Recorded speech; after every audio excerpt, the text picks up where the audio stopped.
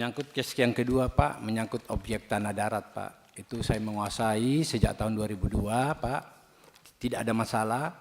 Saya mengajukan permohonan sertifikat tanah Pak sejak tahun 2007 Pak. Sampai hari ini belum ada progres sama sekali. Ada pihak Pak yang mendalilkan, pihak Direktorat Jenderal Kekayaan Negara sebagai aset negara, tapi sampai hari ini mereka tidak bisa membuktikan.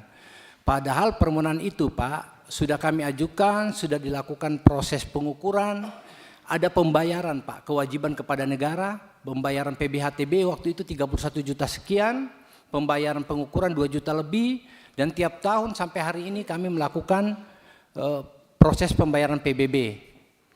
Intinya karena ada intervensi dari pihak DJKN Papua yang dilakukan oleh beberapa oknum, mungkin seperti itu Pak. Jadi saya berharap sertifikat itu sebenarnya harus dijahit Pak, karena saya menguasai fisik tersebut sudah kurang lebih 20 tahun secara terus-menerus dengan itikat baik Pak. Dan tanah itu adalah tanah adat.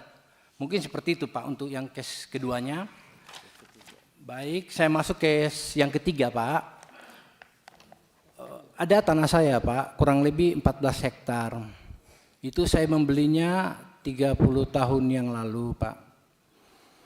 Saya melakukan proses pengurukan, memasang papan plan, tidak pernah ada masalah Pak.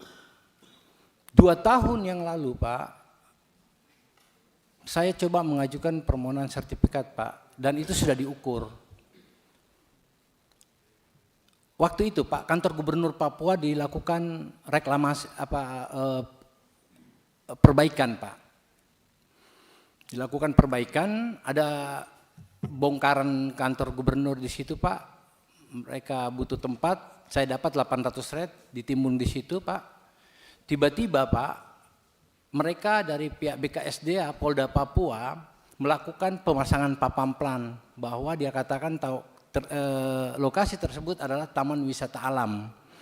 Padahal mereka berdasarkan surat keputusan Menteri Keuangan nomor 714 Pak tahun 1996 yang mencatatkan daerah wilayah tersebut 1675 hektar.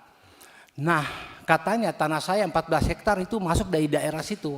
Padahal Pak, itu sudah terbit 1.200 sertifikat tanah.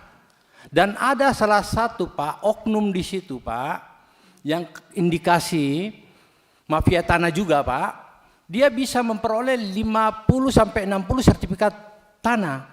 Sedangkan saya Pak, hanya butuh 1 lembar sertifikat tanah.